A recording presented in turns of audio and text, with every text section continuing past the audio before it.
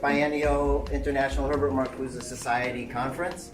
I'm Harold Marcuse, and I would like to welcome you in the name of my family. My father has moved to Santa Barbara. He's not with us this morning, but he will be joining us, I think, for an afternoon panel, and he'll be presenting himself on Saturday. So you'll get to meet Herbert's son as well in the course of the conference.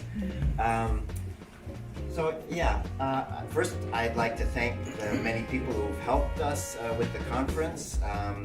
Sarah Surak and Peter Irwin Janssen and Robert Kirsch have really helped a lot putting together the different panels and sorting through abstracts and things like that.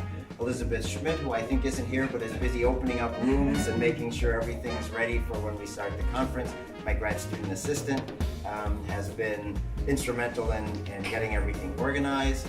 And I'd like to thank especially our sponsors, the UCSB Department of History, the Department of Germanic and Slavic Studies, and my dean, John Majewski of the College of Letters and Sciences, who will be speaking to us in just a moment.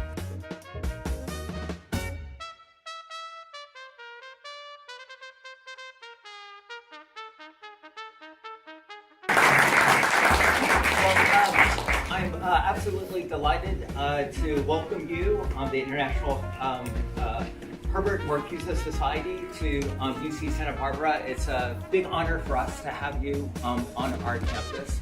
And so I've been a colleague of Herbert Marcuse for my entire career here at UC Santa Barbara. I joined the department the history department in 1995, and I think Harold came in 1993. And so, 1992. So Harold and I have been colleagues for many years. And and obviously having Harold here on campus and having him in conjunction with Sarah and the other organizers put this conference together makes this a natural place to hold this conference at UC Santa Barbara. But I think there are other reasons why this campus makes sense for a conference of this type. I've been dean now for 5 years. This is my 6th year, and one of the most notable trends I've noticed is a real devotion, grassroots devotion on the part of faculty and graduate students and undergraduate students to the public arts and the public humanities. Now I'd like to invite Arnold Farah, the president of the International Herbert Marcuse Society, to welcome.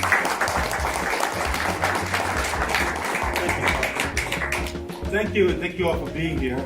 Welcome. And I want to take time before I do anything else to thank Harold for all of his hard work. Harold and his team.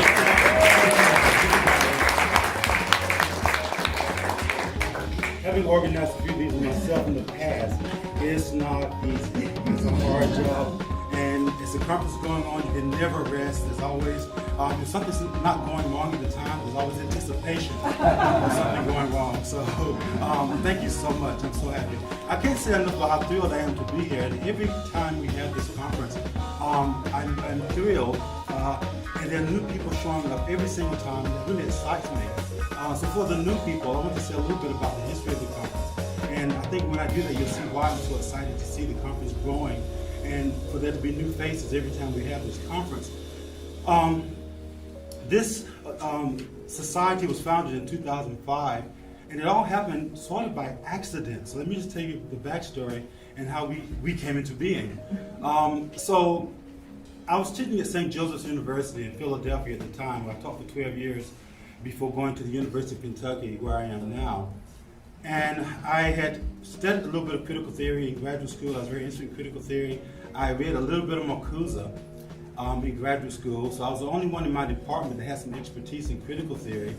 At St. Joseph's, our majors, our senior majors, in their junior year, the spring of their junior year, they meet with the chair and they make a decision as to what their senior seminar is going to be in the fall. They'll pick a topic, then they'll find someone in the department who has some expertise in that area. And it just so happens that somehow this group of students heard something about critical theory. And they picked that as their topic, so I was chosen to do the senior seminar the fall of 2001. And I decided then I was going to immerse myself in Marcuse. I wanted to read more Marcuse, so I chose a wide range of books by various members of the Frankfurt School, and 2 by Marcuse, of course, Eros and Civilization, and One-Dimensional Man. And we're reading One-Dimensional Man when 9/11 occurs. And we're reading this and we're sort of focusing on One-Dimensional Man and the political rhetoric after 9/11. And one thing we noticed is how an external enemy was being constructed, right? And at the same time, we're reading Marcuse talking about the need to have an external enemy. So you have a repressive, oppressive society.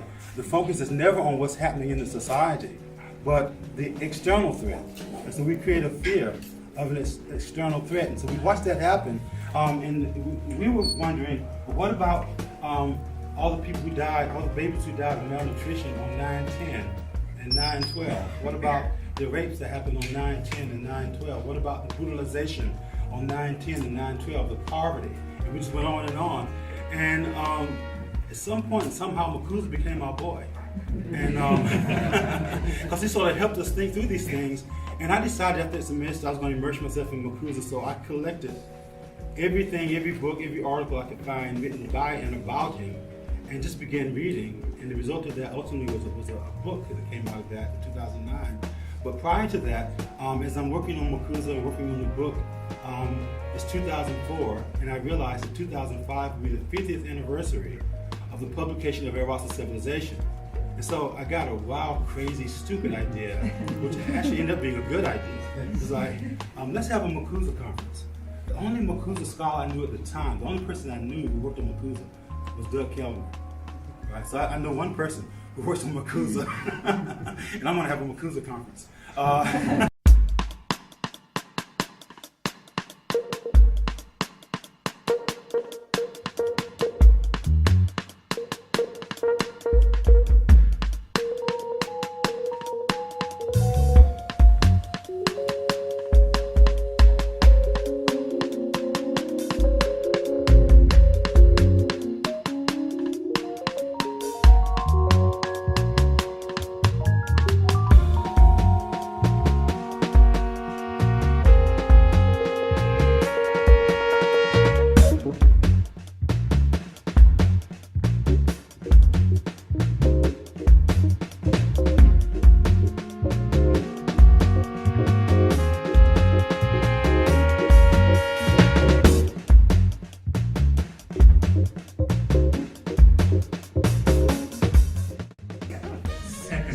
Start again. Take 2.